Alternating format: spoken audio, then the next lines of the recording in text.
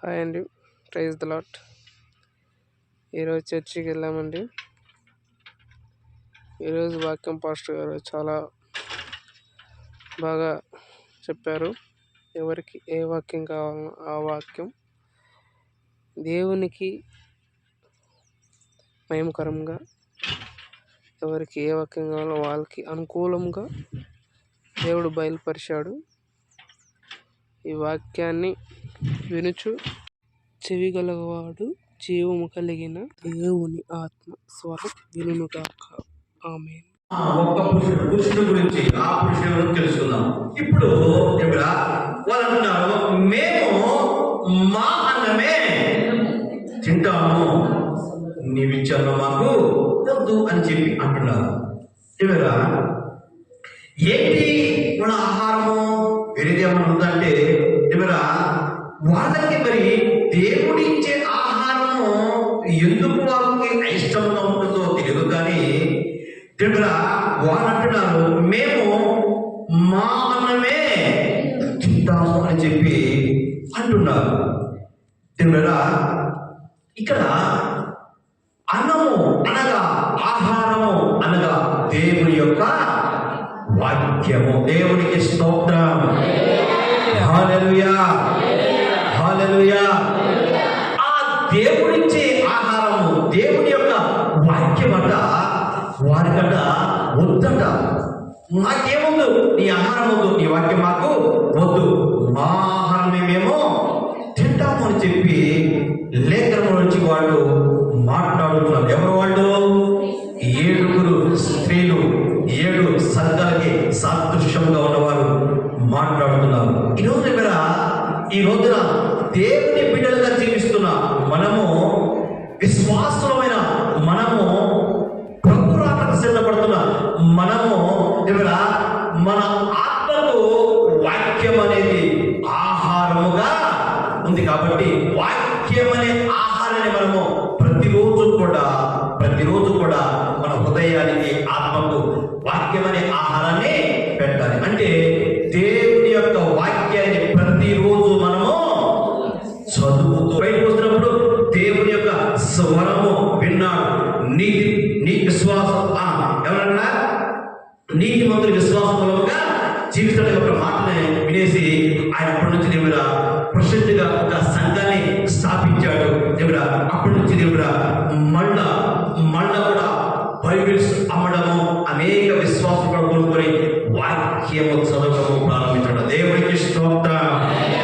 ఆ వాక్యము చదువుతున్నప్పుడు అనేకులు కూడా ఆత్మీయంగా బలం పొందుకున్నారు. అయితే ఈ 7 స్త్రీలు 7 సంఘముల వారు కూడా అంటారట, మేము మా ఆహారమే మేము తింటాము, నీ ఆహారం మాకు వద్దు అని చెప్పారు. కాబట్టి ఈ రోజు మనము తెలుసుకోవాల్సింది ఒకటే, ప్రతిరోజు మనము బైబిల్ అనగా వాక్యాన్ని చదవాలి. దేవుడికి స్తోత్రం. హల్లెలూయా, హల్లెలూయా. చూడండి, ఆనాడు ఆ ప్రజలు ఏ విధంగా చేసిన విషయం మనం జ్ఞాపకం చేసుకుంటే లేవీకాండము 18 రండి. లేవీకాండము 18వ అధ్యాయము 4-5 వచనాలు. మీరు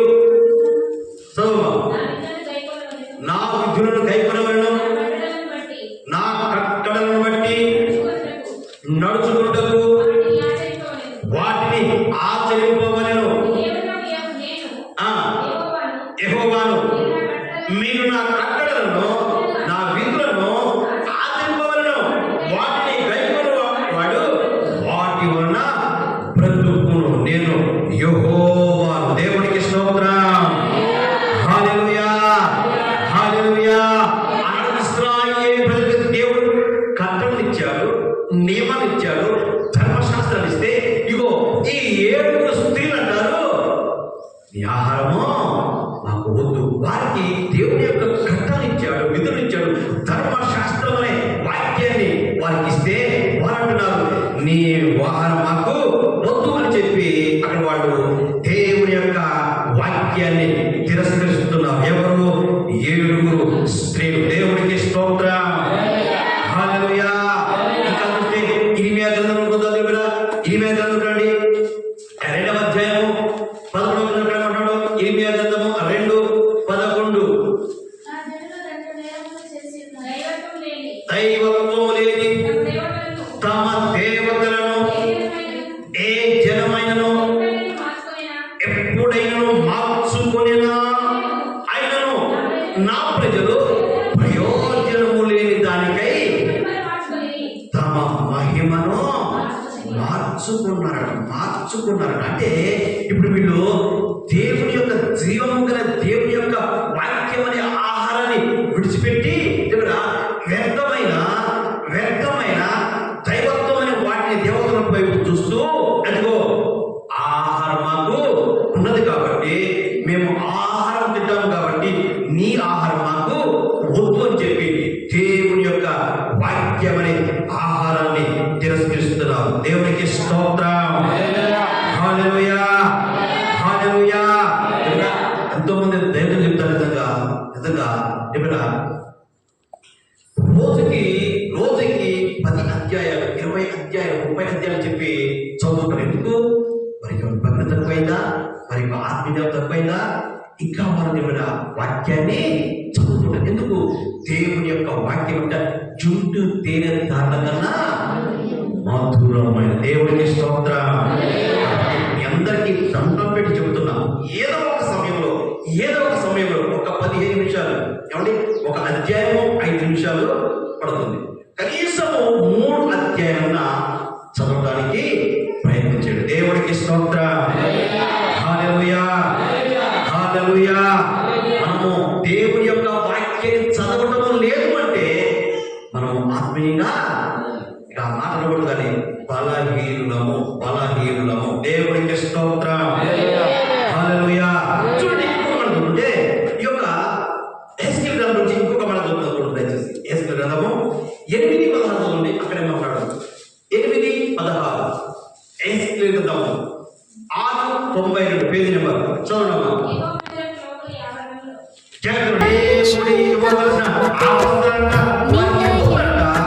వారికి వారి సొంత వస్త్రాలే కాపాడువాడు ఎవరు?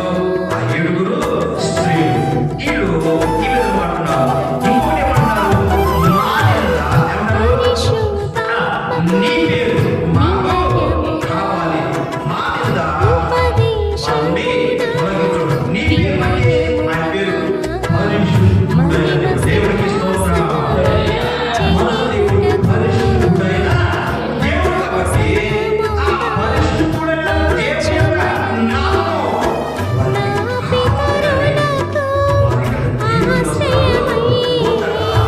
దేవుని యొక్క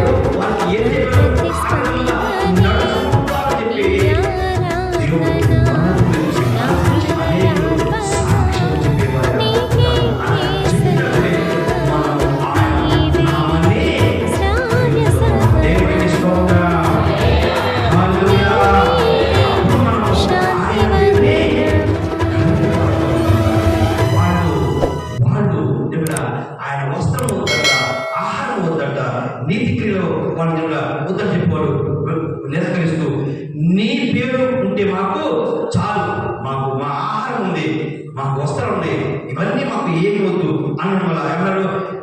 మా నిందని తొలగించు. నింద అనగా పాపము, నింద అనగా పాపము ఉచితము మరణము. అయితే దేవుని యొక్క వాక్యాన్ని తూర్నాడి దేవుని యొక్క మహిమ వస్త్రాలన్నింటినీ కూడా కాదంటూ వాళ్ళు అంటాడు, మా నిందను తొలగించారంటే దేవుని వాక్యమును పాటించకుండా, దేవుని ఆలోచన దేవుని కనపరచకుండా, ఆయన వస్త్రములు ధరించుకోకుండా నింద తొలగబడుతుందా? అదిగో పేరు కొన్ని నిజంగా దైవ సేవకుడు తన ఇంటికి పిలిపించుకొని ఆ వాక్యం విన్నారు. వాక్యం విన్న వాళ్ళందరూ కూడా మారు మనసు రక్షణ పొందుకున్నాం. దేవునికి స్తోత్రం. హల్లెలూయా, హల్లెలూయా. ఎప్పుడైతే వాక్యం విన్నారో, పరిశుద్ధాత్మ పొందుకున్నారో, ఆ పేతురు ప్రకటించారు, పరిశుద్ధాత్మ పొందుకుని మీరు బాప్తిజం తీసుకోండి అని చెప్పారు. వారు బాప్తిస్తున్నారు. వారి యొక్క పాపమైన నింద కొట్టివేయబడింది, శాపము తీసివేయబడింది, పాపులు పరిశుద్ధులుగా మార్చబడ్డారు. దేవుడికి స్తోత్రం. మీరు వాక్యాన్ని వద్దంటున్నారు, వస్త్రాలు వద్దంటున్నారు, ఇవేమి మాకు వద్దు, కానీ నీ పేరు మాకు కావాలి, మా నిందని తొలగించుంటారు. అది సాధ్యపడుతుందా? సాధ్యమో కాదు. కావున ఈ రోజున ఆనాటి సంఘము దేవుణ్ణి విడిచిపెట్టారు, దేవుని యొక్క వాక్యాన్ని విడిచిపెట్టారు, దేవుని యొక్క రక్షణ నిర్లక్ష్యం చేశారు.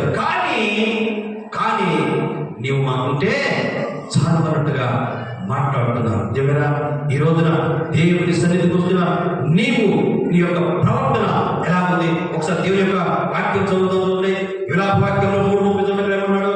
విలాపములు 3:30.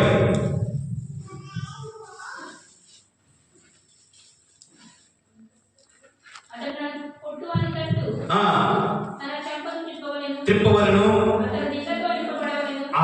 అతడు నిందతో నింపబడవలను. ఎవరి గురించి? యేసు ప్రభువారి గురించి చెబుతున్న ప్రవచనం. అతడు నిందతో నింపబడవలను. అవును, మన కోసమే, మన పాపములన్నిటిని బట్టి, మనలో నిందలన్నింటిని బట్టి ఆయన నిందలతో నింపబడ్డాడు. కాబట్టి ఆయన సిలువ వేయబడ్డాడు. దేవునికి స్తోత్రం. హల్లెలూయా.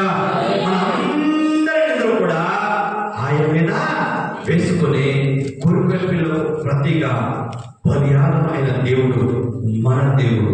ఆయన మనందరి యొక్క నిందల్ని కొట్టివేశాడు. దేవునికి స్తోత్రం. ఆ నిందలు ఎప్పుడైతే కొట్టివేయబడతాయో మనం పరిశుద్ధులుగా మార్చబడతాం. అయితే ఈ యొక్క 7 స్త్రీలు యొక్క దేవుని యొక్క లేఖనం చెప్తున్న మనం చదువుకున్న ఆ 7 స్త్రీలు అంటారు. దేవుడుగా అన్నారు, మాకు ఒక్క పురుషుడు, మేము ఒక్క పురుషుడికే ఉంటామంటున్నారు.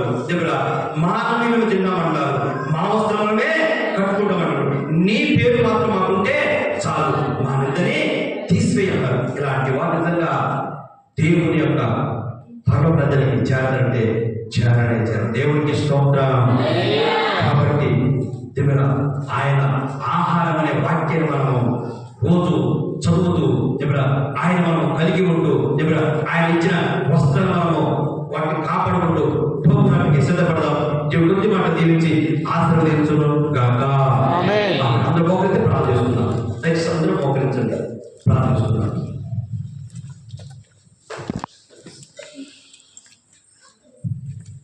అందరూ మోకరించండి. కొద్దిసేపు మనము స్వపరిష్కారం చేసుకుందాం. ఆనాడు ఆసియాలో ఉన్న 7 సంఘాలకు సాదృశ్యముగా ఉన్న ఆ 7 స్త్రీలు అంటున్నారు, ఒక్క పురుషుని పట్టుకొని మేము మా అన్నమే తిందాము, మా వస్త్రములే కట్టుకుందాము, నీ పేరు మాత్రం మాకు పెట్టి మా నింద తీసివేయమని చెప్పి వాళ్ళు పలికిన మాటలు బట్టి ఈరోజు దేవుడు మనతో మాట్లాడిన మాటలో, దీని బిడ్డ నువ్వు విన్నావు. ఈ రోజున ఆ 7 స్త్రీల వలె, ఆశల 7 సంఘముల వలె ఈ రోజున నీవు నిజంగా ఆయన ఆత్మీయ ఆహారం, వాక్యం అనే ఆహారాన్ని నువ్వు నిజంగా దాన్ని తింటున్నావా లేక విడిచిపెడుతున్నావా? ఆయన కలిగిన నీవు ఆయన ఇచ్చిన రక్షణ అనే వస్త్రాన్ని కాపాడుకుంటున్నావా లేక నీ వస్తువు నాకు వద్దు అని చెప్పి నిర్లక్ష్యం చేస్తున్నావా? నిందను తొలగిపోవాలని కోరుకుంటున్నావా? ఆ దేవుడు నీకు నిజంగా ఆయన శిలువలో బలియాగమై మన అందరి యొక్క నిందలను మోపి, ఆ శిలువలో బలియాగమై మన అందరి నిందలను తీసివేసిన ఆ దేవుడిని నువ్వు మా నిందలు తీసివేసే స్థానం కోరుకుంటున్నావా? ఒకసారి నీవుగా పరీక్షించుకుని దేవుడిని అడుగు. అయ్యా నిజంగా నీ వాక్యం అనే ఆహారం నేను సరిగా భుజపలేకపోతున్నాను ఆయన. అయ్యా నీవిచ్చిన రక్షణ అనే వస్త్రాన్ని నిర్లక్ష్యం చేస్తున్నాను అయ్యా.